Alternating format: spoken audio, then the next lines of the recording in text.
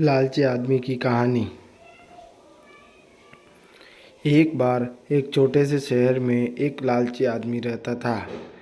वह बहुत ही धनी था, लेकिन इसके बावजूद भी उसकी लालच का कोई अंत नहीं था।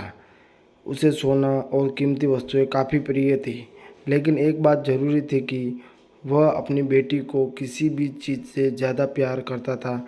और एक दिन उसे एक परी दिखाई दी।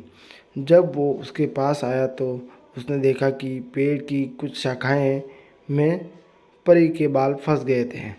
उसने उसकी मदद की और परी उन शाखाओं से आज़ाद हो गई। लेकिन जैसे जैसे उसका लालच हावी हुआ, उसने महसूस किया कि उसके इस मदद के बदले में एक इच्छा मांगकर, यानी उसकी मदद करके, वो आसानी से अमीर बन सकता है।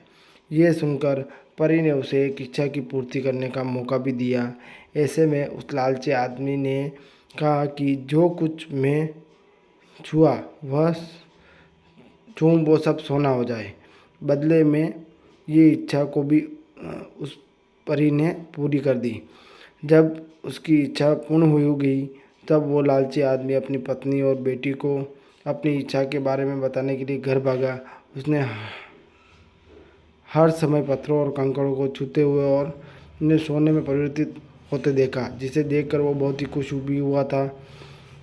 घर पहुंचते ही उसकी बेटी उसका अभिवादन करने के लिए दौड़ी। जैसे ही वह उसने अपने बाहों में लेने के लिए नीचे झुका, वह एक सोने की मूर्ति में बदल गई।